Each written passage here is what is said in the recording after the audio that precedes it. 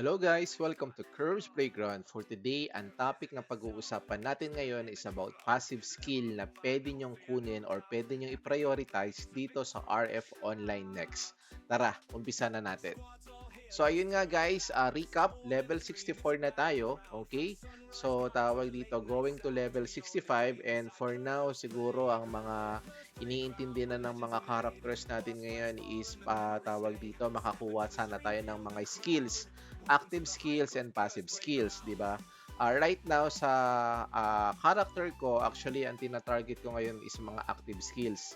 Nagfa-farm tayo, kaya lang, ang problema lang is talagang ang hirap maka-farm. Hindi naman tayo makabili kasi nga medyo mahal. Mahal lang is active skill 4 and active skill 5.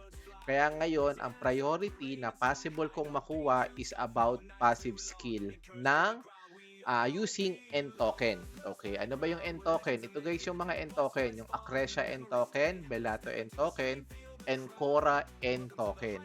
So guys, sa character ko actually, ang pinaka-priority ko na dapat kong kunin or kukunin ko dapat as passive skill or yung mga makukuha dito sa mga faction is ito guys. Papakita ko kaagad sa inyo. Ang pina-priority ko ngayong makuha is itong passive conditional 1. Okay? Again guys, ang pina-priority kong kunin ngayon ng passive skill is conditional 1 under ng Acrecia token. Bakit? Okay? And paano? So, ayan na i-discuss natin ngayon. Pero bago yan, guys, ang kailangan or ang mga papakita ko muna sa inyo yung mga hindi ko muna kukunin for now. Kasi guys, bakit? Sa totoo lang guys, mahirap makakuha ng N token. Okay? N token isa sa hindi naman sa mahirap pero sa halaga ng N token na kailangan mo para makuha yung mga passive skill, medyo malaki. So for example, dito tayo sa Quora. So, pag kinilik nyo yan dito, again, ito guys, so, click nyo lang itong information icon. Tapos, makikita nyo yung mga end token. Pag sa Quora guys, lahat naman yan may mga passive skill. Okay, walang active dito, puro passive skill for now. So, pareho din sila ng price. Pero yun nga guys, before we continue, let's thank our sponsor, LD Cloud. Let me put you on to something that can make your gaming life a lot easier. LD Cloud. LD Cloud gives you a virtual Android phone in the cloud, meaning your games can stay running 24/7 without using your actual phone's battery, storage, or data. Whether you're farming resources, leveling up, managing multiple accounts, or just want your game online while you're sleeping or busy, LD Cloud helps keep everything running smoothly. I know a lot of you grind for hours, and this is a great way to keep progressing without having your device plugged in all day. If you'd like to try LD Cloud, be sure to sign up using the link in the description to enjoy exclusive brand benefits, including a free 4-hour trial, a 6-hour trial on the web version for as little as 10 cents, and 50% off your first month's plan. It's a great way to test the service and save on your first subscription. Check out the link below and give it a try. Kita mo, dito tag 700, 400k, 100k. So ayun yung mga halaga or end token na kailangan. Tingnan niyo yung end token ko. Mababa lang, di ba? Pinakamarami ko Acrecia kasi nga ito yung ginagamit ko ngayon. So, ngayon guys, tingnan natin ano ba yung mga passive skill ng every faction. So dito sa Cora, okay, ito, deadly attack. Kung ito lang nakikita nyo dito guys, ibig sabihin for all to sa lahat ng biosuit. So ang ano ba to? Critical hit rate 16, critical hit damage 2%, critical hit damage 15. So pwede to sa mga crit type na character. Okay? So pass sa akin to kasi hindi naman ako crit type. Ngayon guys, hindi ako nagfo-focus sa mga crit type build kasi nga medyo mahirap dito magpa-crit type unless kailangan mong gumastos o gagastos ka ng marami. So ano yung next skill? Unassailable. Ano ba tong unassailable? Pag kinilik ko yan, more on defense. Okay, more on defense. Hindi ko rin masyado kailangan yan. Then yung isa naman, tawag dito, passive HP reinforcement. So, more on, ano ba yan? Max HP lang siguro yan. So, hindi ko kailangan. So, kaya, dito pa lang, Cora, X na. So, Bellato. Ito. So, tingnan naman natin sa Bellato. Actually, guys, dito sa Bellato, medyo na-purchase ko na yung 1 and 2 skill. Kasi nga ito yung priority ko before Belato, yung hindi pa ako masyadong nakakalikot. Ito dapat yung isusunod ko. Kasi pag kinilik nyo yan, ang ability nito is about max HP and depth. So pwedeng-pwede lalo na kung PvE build ako. PvE build ako eh. So tamang-tama, malaki tulong ng defense. Pero ito, habang chine-check yung bawat function, ito yung medyo tawag dito, medyo nagtakaw attention sa akin yung nakita ko na siya. Dito sa Accretia and Token, yung nakita ko itong passive conditional. Bakit? Guys, pag kinilik nyo yan, okay, pag kinilik nyo yan, makikita nyo dito, yung passive skill niya is iba, okay? Iba't iba yung passive skill niya based dun sa gamit yung Biosuit. Right now, ang gamit ko, Demo, or Demolisher. So, pag binili ko to, ito yung makukuha kong active skill. Chain reaction. So, has a chance. Again, guys, passive to. Has a chance to increase your attack speed and physical critical hit rate on hit. If the main target survives the attack, the physical shock triggers a chain reaction that deals damage to enemies in range. So, in short, guys, medyo AoE ito siya. Okay? Hindi ko pa siya nasusubukan kasi wala pa ako. Then ito yung mga added stats niya. So right now for Demolisher, dahil Demolisher ang gamit ko, ito yung gusto kong kunin na passive. Kaya guys, doon sa content natin ngayon, ano yung kukunin na kailangan na passive skill? Tawag dito, pinaka-best na kunin na passive skill is Accretia, guys. Again, point of view ko lang naman to, guys. Kung ako naman yung naglalaro, passive skill ang kukunin ko is conditional 1. Ito yung pinaka-effective sa akin ngayon, okay? Para sa character ko. Again, click nyo lang yan, makikita nyo, Demolisher, guys. Yun, Demolisher. And at the same time, pwede nyo kunin yung mga skills. Ito sa Punisher, okay? Kita nyo, guys, yan, oh. Fix physical damage 900.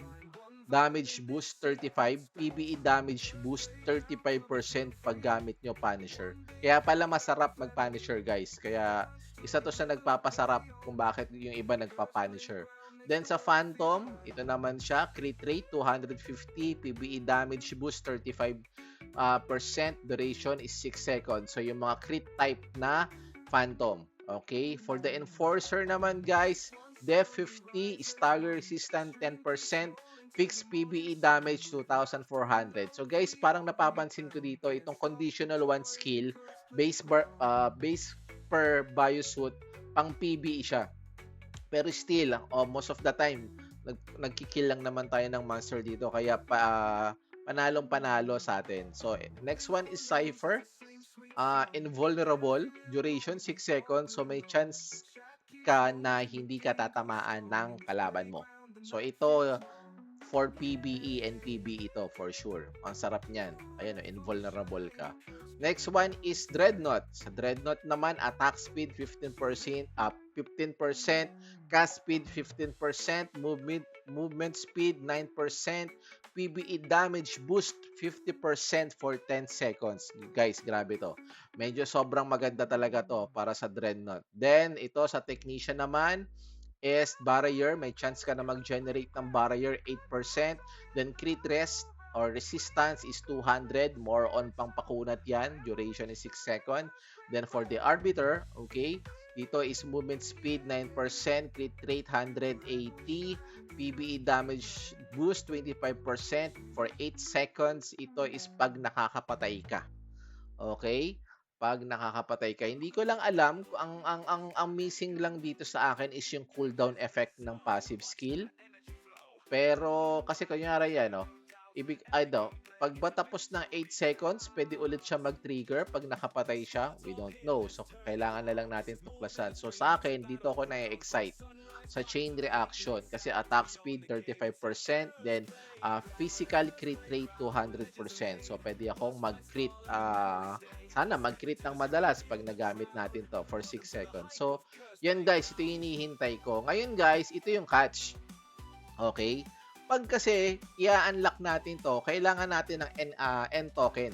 Okay? Sa Accretia, para makuha natin yan is First of all, ang requirements guys is ang contribution level nyo is level 50. Okay? Second one is you need to spend 700k na N token for Accretia. So, yan yung dalawang requirements niya para makuha to. So, paano nyo makukuha yan? For the contribution, level 50, you can check this one. The faction contribution, click nyo lang yan. Then, dito nyo makukuha kung anong contribution level nyo na. Kasi guys, before ako, nakafocus lang talaga ako sa Bellato. Nothing more, nothing less. Yung nabasa ko yun, kailangan ko mag-shift sa Accretia para maging level 50 yung contribution ko. So, tatlo na lang guys. Feeling ko, before ako mag-reach ng level 65, makukuha ko na tong level 47. Ngayon, siguro nagtataka kayo, Boss Curbs Playground, bakit kailangan nyo pa ng level 65? Wala namang requirements para makuha, wala namang requirements na kailangan nyo mag-level 65 para makuha nyo yung skill. Kasi guys, ito yung catch. Sasabihin ko sa inyo mamaya, okay? Pero for now, kailangan ko magpa-level lang for level 50 para ma-unlock ko itong N token para yung passive skill. Okay, so na-unlock na natin. Contribution level 50 done. Pag na level 50 ko na, next is 700k na contribution or N token. So, Boss Curbs, paano ko makukuha ang 700k? Dito na papasok yung kailangan yung mag-reach ng level 65. Bakit? Kasi guys, meron daw budol. Again guys, hindi ko kayo pinipilit mabudol para makuha yung 700k. It's up to you and it's up to your gameplay. Pero, pag nag-level 65 ka, may lalabas daw na budol and yung budol na yon worth 400 lang yata. Then, pag pinorchase nyo yun, meron kayong 700k na N token. Mamimili na lang kayo kung ano yung ipipiliin nyo. For Accretia, for Bellato, or for Cora. Since level 65 na ako, okay, kunyari nag-level up na ako, ayun, 80% na lang or 72% na lang. Pag nag-level up na ako, okay, makakuha ko yung budol, bilihin natin yung budol. Then, that's the time na kukunin ko itong 700k Accretia. Then, pag nakuha ko na siya, saka ko siya ma-unlock passive skill. And voila, meron na tayo nito. Okay? Again guys, we are not or I'm not forcing you to purchase the Budol Pack. It's up to you. Kung kaya nyo naman mag-ipon or maghintay para makaabot ng 700k yung N token nyo, so be it. Wala naman problema.